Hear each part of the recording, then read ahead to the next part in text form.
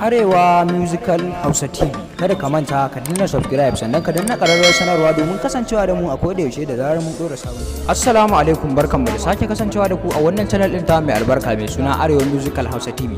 Kada ka manta in yau ne farkon zuwan ka wannan channel din ta mai albarka mai suna Arewa Musical Hausa TV, ka danna mana subscribe sannan ka danna ƙararrawar sanarwa domin kasancewa da mu a koda yaushe da zarar mun dora sabon shiri a wannan channel din ta mai albarka mai suna Arewa Musical Hausa TV. To masoya Hamisu Breka, muna so ku ware mana tsakanin Hamisu Breka da Isa Ayagi wanne ne fiye tsara wakar soyayya a jita kuma a jarinta.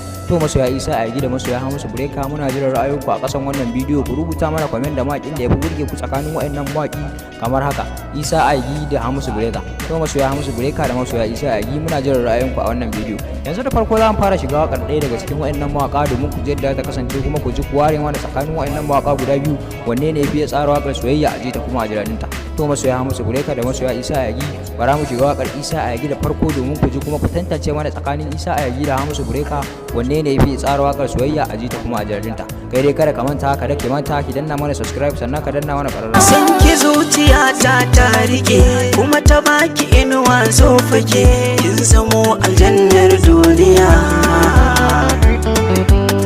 Na sani kina so na haka kuma kin bani zuciya duka. To masoya Isa Ayagi, kun je da wakar Isa Ayagi ta kasance. To dai kada ka manta ka danna mana subscribe sannan ka danna ƙararrawar sanarwa domin kasancewa da mu a koda yaushe da zarar mun dora sabon shiri a wannan channel din ta mai albarka mai suna Arewa Musical Hausa TV.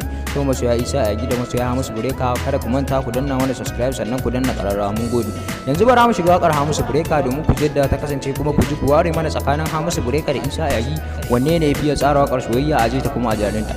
To masoya Isa Ayagi da masoya Hamisu Breka, kada ku manta ku danna mana subscribe sannan ku danna ƙararrawar sanarwa domin samun sabbin shirye-shiryen mu akai-akai da zarar mun dora a wannan channel din ta mai albarka mai suna Arewa Musical Hausa TV.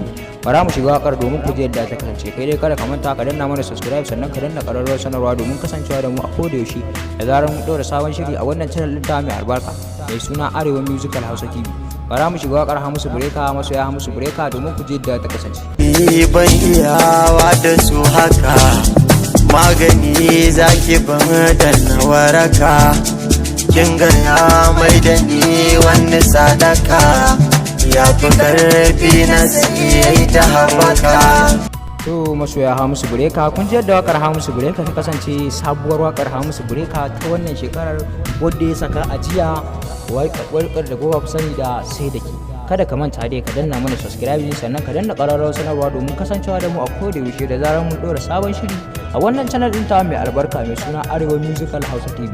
To masoya Hamisu Breka da masoya Isa Ayagi, muna jira ra'ayoyinku a ƙasan wannan bidiyo.